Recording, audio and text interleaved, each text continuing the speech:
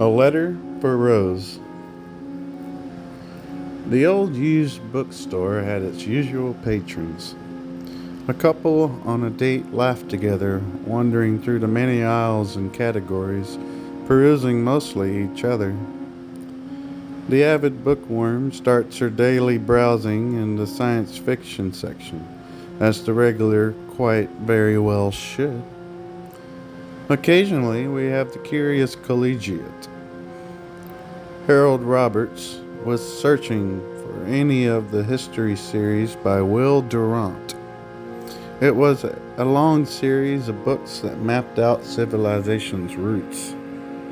He had a few of the volumes, but was missing half of them. He glanced over the history section with determination to find any of them which weren't too uncommon to find in used bookstores.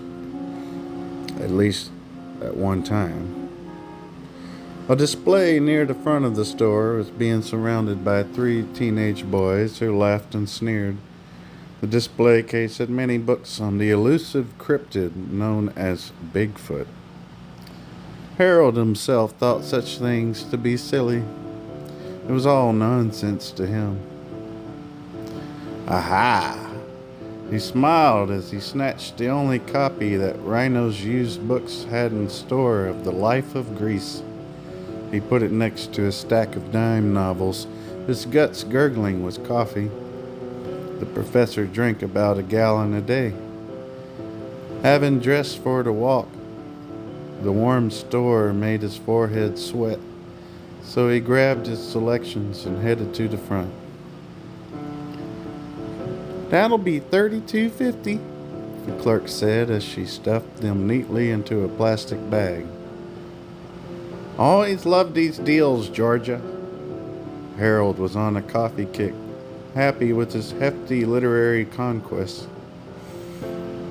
The maple trees were blooming, the sidewalk drying in the sun from a previous rain. The air smelt to petrichor and flower blossoms. Harold made his way in stride to the nearby bus stop and waited with patience, for he was a satisfied customer. He was going to put his new Will Durant history volume in his personal library. A widower since the age of 56, he now neared 60 and led quite a life of solitude.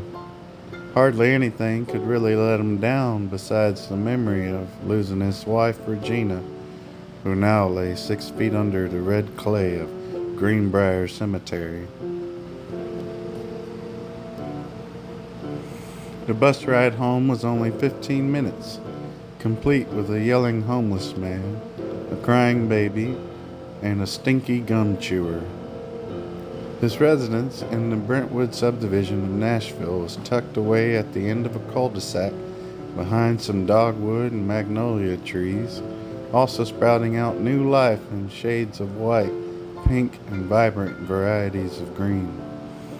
He made us walk to the cul-de-sac from his bus stop, even more patiently to give him some time to smoke a pipe of his overpriced tobacco.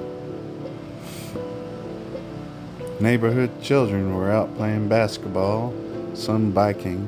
Others were content digging a hole in the wet and grassy soil with a stick.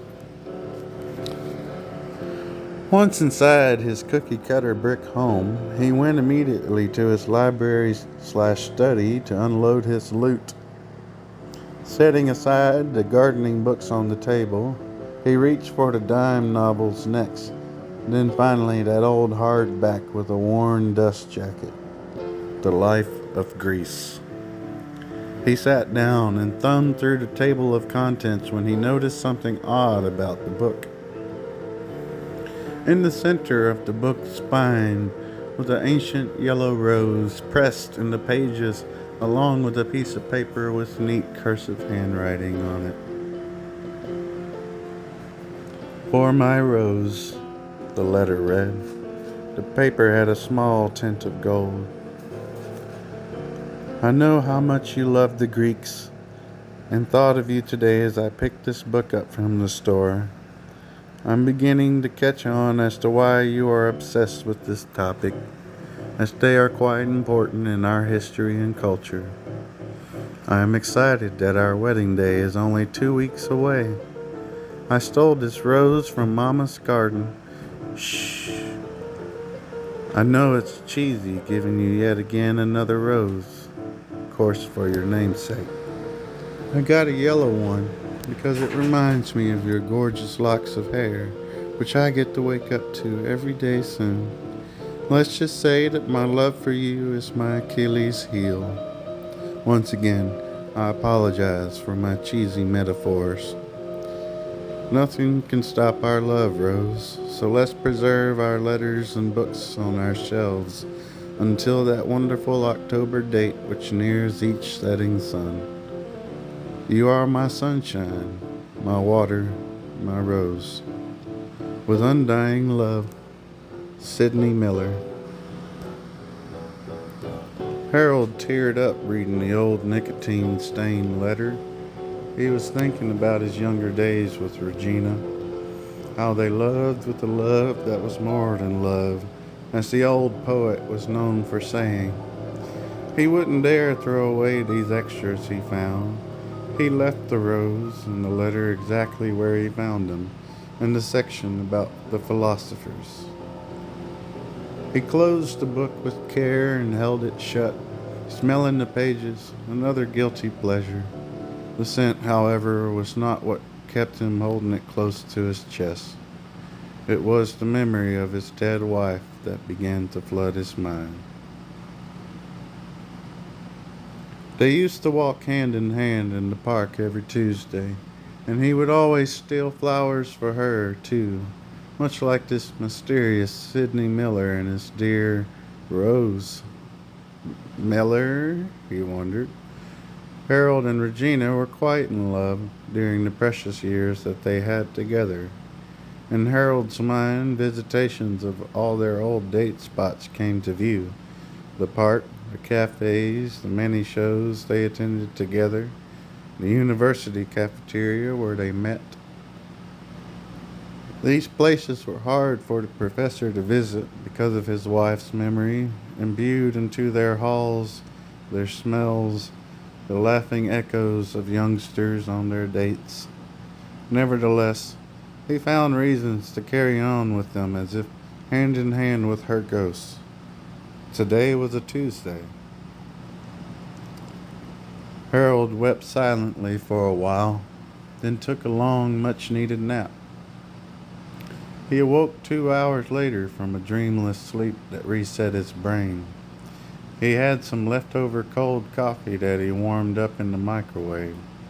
A loud, resounding thunder boomed in the sky above his house. The lights flickered but stayed on. He felt inclined to read the letter again. It was written on a piece of an envelope.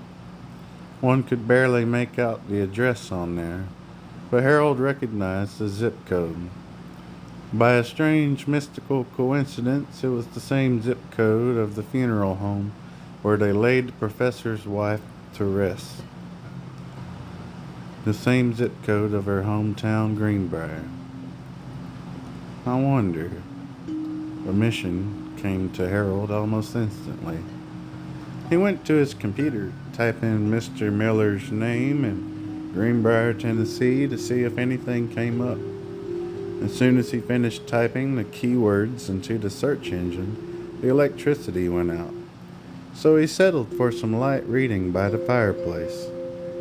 As the fire died, so did his caffeine high, and shortly afterwards, Harold Roberts dozed off again with a half-read dime novel in his hand. It was a novel by Richard Matheson that inspired dreams of vampires. He dreamt of a rose garden surrounded in garlic bulbs, mirrors, and ready-made stakes dangling by the garden gates. The unspeakable horrors surrounding him, closing in on him, waking him up to a new day as he gasped open-mouthed into his sunny pillow. The sunlight from the window faded in and out. The sky waned back and forth like this for a couple hours. Harold decided to get up and pack a lunch, for he was now on a mission. He jumped into his Honda CR-V and drove north for 45 minutes. The speakers blasted "I Want to Hold Your Hand" by the Beatles. He sang along like he used to with Regina down long road trips. His heart fluttered with some Starbucks coffee and those sweet memories that drifted with the clouds on this manic Wednesday. The Robertson County Archives building sat on the corner of Main Street and 2nd Avenue in the old town in downtown Springfield. He walked in certain to achieve his goal in 2 hours maximum. "I'm sorry, sir, but our computers went down with electricity. Power came back, but nothing works till our servers are back." "I see." Harold was about to call it a day when she tossed him some help. "But all our data from 1995 and before has been backed by microfilm, so feel free to peruse those." The professor went to work, researching the census records of every miller in town, sliding the slides on microfilm. After 6 hours, a Sydney Miller came up, but she was... Wait, that couldn't be right, or could it? Sydney Miller was a woman. Rose was her betrothed-to-be. How they managed to find someone willing to marry the two that long ago was one thing that crossed his mind, but another made his heart hurt even more. What if they never got married? It was bound to be forbidden by the town and family and who knows who else. Harold's creative imagination ran wild. He wanted to know what happened to the two passionate lovers. There was no Rose Miller in town. What if Sydney took Rose's last name? Out of all the Roses, how could he pinpoint the right one? There was, however, only one Sydney Miller, who was apparently still around in Greenbrier, a granddaughter of Penn J. Miller, who owned a large farm on the outskirts near White House, Tennessee. Harold knew exactly where to possibly meet this particular Sydney. After 6 hours of clever microfilm research, he gathered his jacket and umbrella, almost forgetting the lunch he had packed for himself. In the 1980s, Penn J. Miller's farm was a popular spot for children during the fall to go on hay rides, corn mazes, bobbing for apples, the usual autumnal rituals. But starting in the mid-90s, it stopped growing corn, let alone any cash crop harvests. The grass seemed to wither over time. The hedges died, leaving large thorny husks where rose bushes used to vibrantly bloom. This was a sign, Harold thought to himself. He went to knock on the paint-chipped door. The wind was picking up, but the sun decided to shine bright. A few knocks and no answer. He waited a good 5 minutes for posture. He knocked again, this time more knocks with a slightly louder rap at the door, which creaked open a bit. He pulled it too nervously when he saw a gloved hand pull it back open, but only as far as the chain lock would allow. "Yes," a gruff voice said. Harold could not tell if it was a man's voice. or a sick woman's voice. I'm here for Sidney Miller. On what business? The voice, much more huskier, still confusing Harold's ears, which were conditioned to assign gender to faceless voices. Well, it's funny you should ask. I don't want any damn Bibles, no encyclopedias, and I'm quite happy with my vacuum cleaner. Thank you very much. And the door almost shut when Harold managed to, I'm not here to sell anything. Well, it's a long story, see? I bought this book. Harold felt quite silly, but he came all this way and had invested his time and some tears into his mission, and so he was determined to go all the way. I found a letter. The wind blew some chimes off their hanging place above the porch and they fell. Well, I haven't got all day, the voice said impatiently.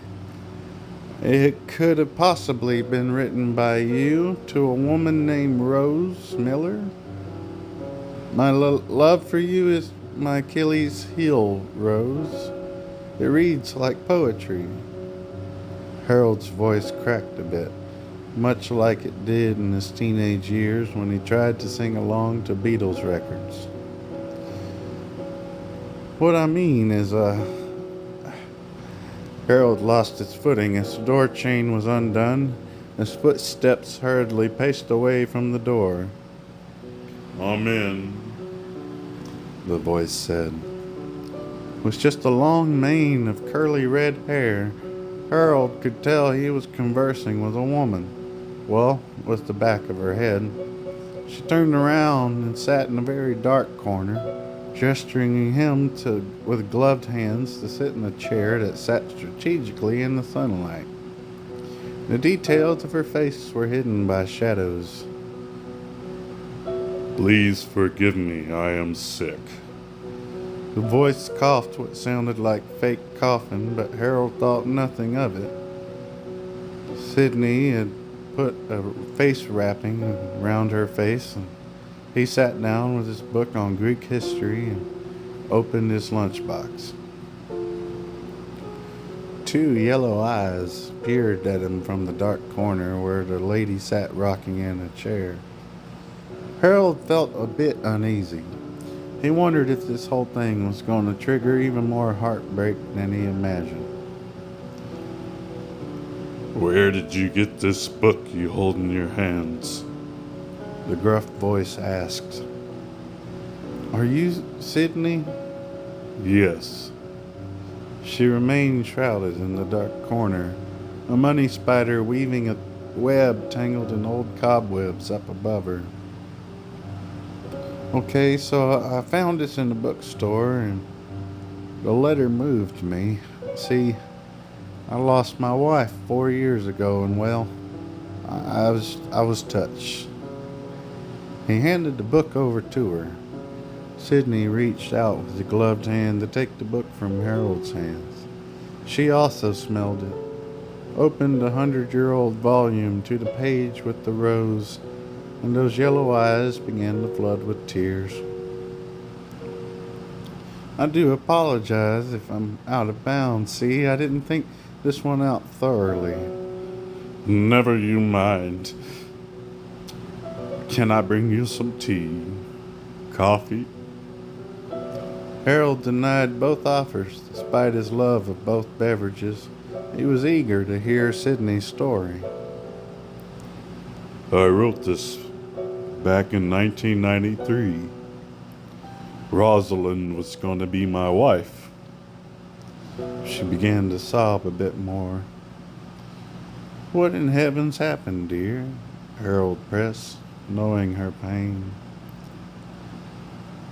Well, if you promise not to scream. Sidney started, but then quickly corrected herself. I mean, when I show you my face and my hands. I promise. Harold assured her, though he began to worry that her sickness was contagious. She hesitated and took a deep breath, releasing a tired grunt and sigh as she removed her gloves and removed the cloth from her face, revealing two hairy paws, but with a human number of digits. Thick red hair protruded from her palms, up and down each finger. Endless hair ran up her wrists and arms beneath her morning gown. She arose from her chair and moved that scarf, revealing an equally shaggy face. Now Harold meant to stay as polite as possible, but involuntarily jerked as she revealed her true self to him. His jaw dropped for a second, but in fear of upsetting her, he quickly corrected this motion. He cleared his throat. Well, I don't know what to say. How did this happen to you? Sydney sighed a longer sigh than before and began to explain.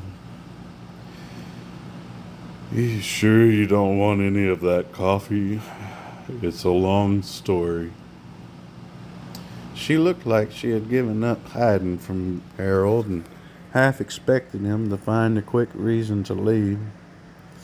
Paul reached up to dry her tear-drenched whiskers.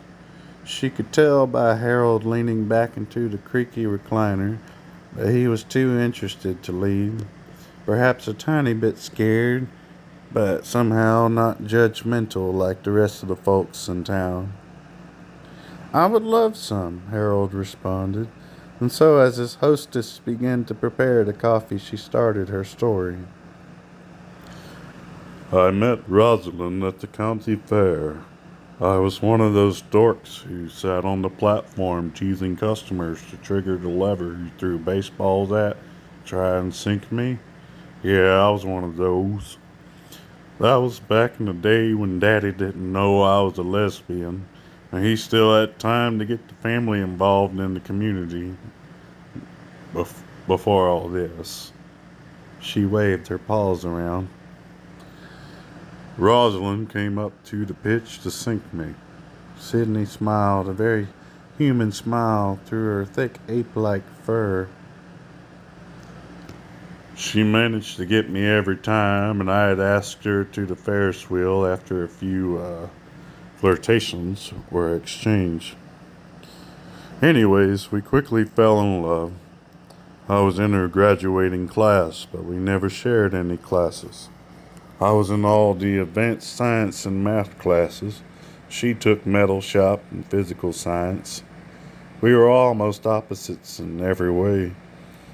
She thought she would go on to study history, and me, well, I was obsessed with biology and chemistry, geology and physics, and I think I would have become a geologist. Anyways, I wrote that note, as you may have read, 2 weeks before our wedding day. It was late September. I remember it well. I was working on my college entry thesis on geology while wandering around Daddy's property, and I wandered into this cave I had never seen before.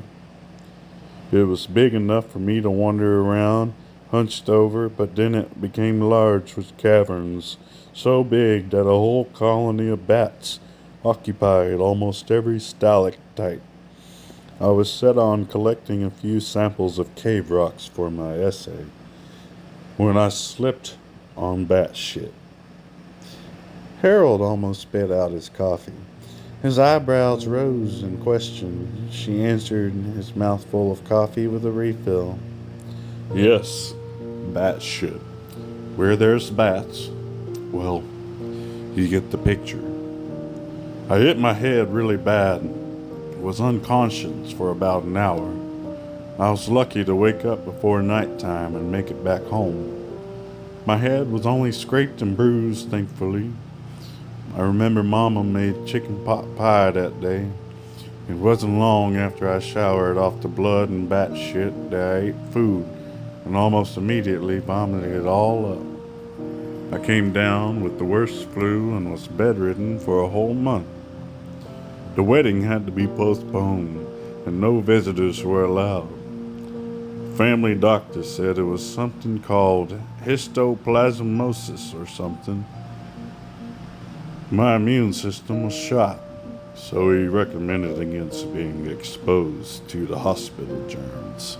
But what he didn't tell me is that among the flu, pneumonia, and skin irritation came something called an adrenal insufficiency.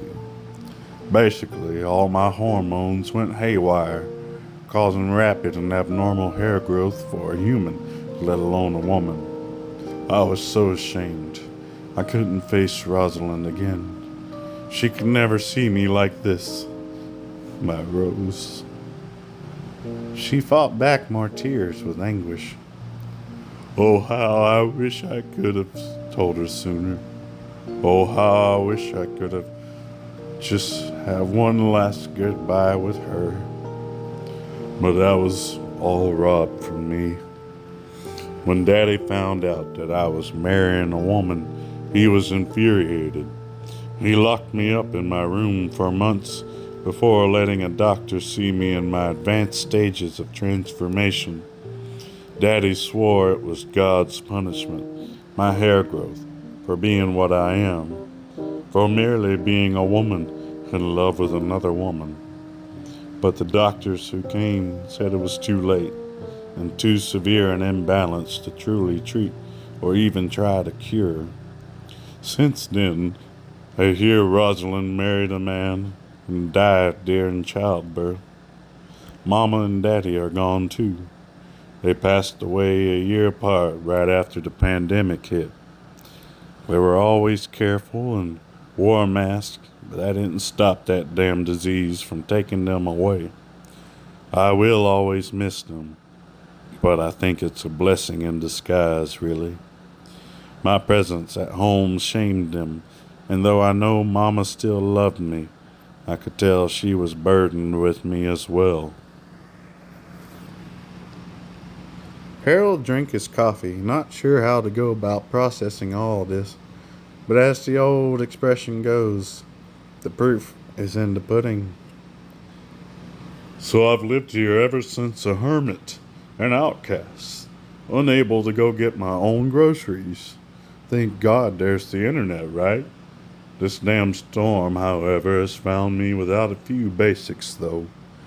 But yeah, that's my story. I know it sounds made up, but look at me. Pull my hair if you want. It's all real. Wow, so you think that the bat droppings caused you to get sick? Harold couldn't think of anything else to ask. The story was remarkable. He had loads of friends at the university who would love to get their hands on Sydney for research, but he could tell she would decline any tests, any prodding. Most likely, nothing else explains all the symptoms. Bat droppings incubates and grows cave fungus that causes these hormonal imbalances. Well, I'll be damned. That's such a remarkable story. There was a long pause as she refilled his mug. Harold's eyes watered a bit as he thought of the heartbreak she must have endured. The heartbreak that he himself never experienced, for unlike Sydney, he did get to have one last goodbye with his one and only. He remembered it like it was yesterday. The mangled tubes and beeping machines, binding Regina to her hospital bed. The yellowing of her eyelids, which could barely stay open. It was not a memory anyone would want to relive, yet he was grateful he could help her pass on. Now, what can I get for you at the store? I promise it's no trouble. Professor Roberts couldn't think of what else to say or offer her. Nothing he could do or say would comfort anyone who had gone through such hardships. The least he could do is climb into his Honda CR-V, go get her some groceries. She made him a list after he convinced her it was all right, and he went on his way out the creaking paint-chipped door. He reached down and rehung the wind chimes for her. She watched him as he drove off, half wondering if he'd even come back. Harold wandered around the Piggly Wiggly, gathering her items from the shopping list they had made, and wondered about her Rosalind, wondered about the child Rose had apparently left behind. A mother in aisle 6 fought with her pudgy 8-year-old son in the snack section over some chips he desperately needed. An old woman cut in front of him numerous times in the fresh produce section with her grocery store wheelchair basket. He was fine letting her go in front of him, but after a while started to feel personal. He went to the aisle where there were paper towels and got a value pack of those and some toilet paper. He saw a cardboard cutout of a cartoonish Bigfoot, some mascot for a trail mix company. He shook his head and scoffed at this. Maybe she knows what Rose's last name was in her new marriage. Maybe, but Rose was dead. What good would it do? Harold returned to Sydney's surprise with 4 bags of groceries and the paper goods under each of his arms. She let him in as he walked up to her door. He passed by the rooms of her house with more care. There was a wall of newspaper clippings. Bigfoot sighted near Red River. Hairy monster seen near Miller's farm. Grasmere Zoo reportedly not missing any apes.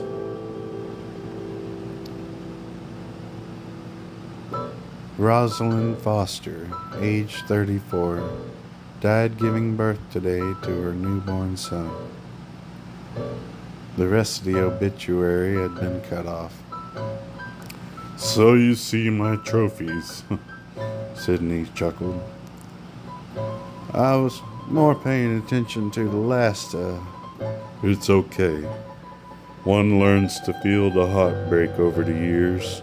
It never goes away, but over time, one gets used to it." She poured Harold a steaming hot cup of fresh joe and continued, "I did my best to keep up with Rose after I had to stop seeing her. I can only imagine she was angry with me, or thought I had given in to pressures Daddy put on me. But all that's behind us now. I left this farm to her son in my will. His name is Harold too, by the way." Harold awkwardly laughed at this. "Gosh, I'm so sorry, Sydney," Harold started. But Sydney reassured him that he didn't have to be. Harold and Sydney became good friends that evening, drinking coffee, watching some old television reruns, and talking about academic subjects like history and science. She even returned the book to him without the rose on the letter. She added it to her wall of sadness, her wall of shame. And that's the story of how Harold accidentally met the famous Bigfoot of Robertson County. The two are still best friends to this day. Harold gets her groceries, and they make regular phone calls with each other. Every Tuesday night, Harold brings a bouquet of roses, and they watch Jeopardy together.